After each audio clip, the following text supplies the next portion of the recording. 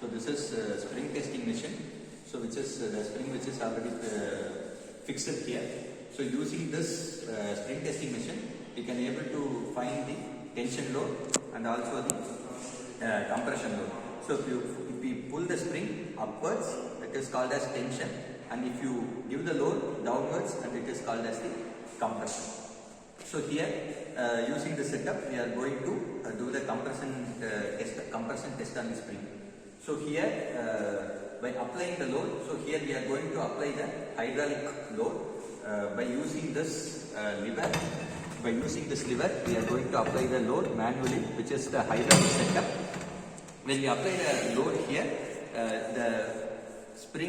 this setup will press the spring downwards. By using this, due to this downward motion, we can able to calculate the compression value, and also we can able to calculate the how much load we are applying to the spring.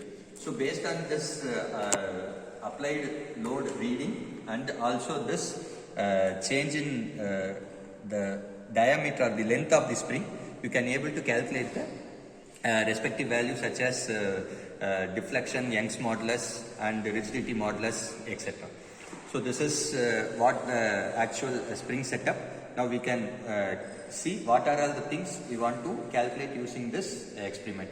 So here there are different kinds of readings which is available. That is the observation. Before starting the experiment, we want to see the observation, that is the thickness of the spring and the length of the spring, and which is the diameter, the mean diameter of the spring. Everything we can calculate it, so that we can see by seeing the formula. Along with the formula, we can see what are all the observations we want to take.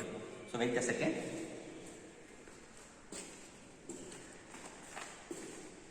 So observation. In observation, we want to first calculate the spring diameter, then the coil thickness, then number of coils. So here the number of coils which is starting from this point to one complete circle, which is called as one coil. Similarly, it has 1, 2, 3 and 4 in the top. So totally number of coils n is small n is 4. So here spring diameter, which is the outer diameter plus inner diameter divided by 2. So outer diameter, which is from this outer point to this outer point, which is called as the outer diameter, and the inner diameter from this inner portion to the opposite end inner portion, that is called as the inner diameter. We can measure it using the vernier caliper. So if you use this relation, outer diameter plus inner diameter divided by 2, we will get the mean diameter, which is called as the spring diameter. And the coil thickness, which is small d. So using this vernier, if you measure the thickness of this one individual coil, it is called as the coil thickness, that is small d. So for finding the rigidity modulus, which is n, which is also called as GC. So n, which is equal to, the relation is for this this open coil helical spring, n value, which is 64 W capital R cube into small n divided by delta into d power 4.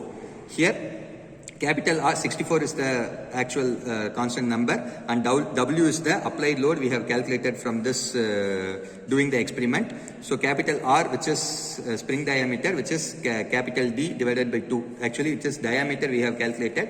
We want to divide it by 2, which will get the capital R, and N, which is the number of coils we have measured it as N is equal to 4. So using, when we substitute all these values, we can able to calculate the rigidity modulus. Then there is a relation between Young's modulus and rigidity modulus. Young's modulus, which is equal to 2 into rigidity modulus into 1 plus mu. Here we already calculated n. So when you substitute n, and mu is the constant, which is called as Poisson's ratio, which is 0.33. If you substitute it, we can calculate the Young's modulus. And also with that value, we can also calculate the energy stored in the spring, which is U, which is equal to half into P into delta, where P is the load applied and delta is the deflection. And also we can calculate the stiffness of the spring, which is S is equal to P divided by delta. So based on this two readings, based on the deflection and the rigidity modulus, we can calculate all these values. So this is how we want to do this experiment, and we want to calculate all the values. Thank you.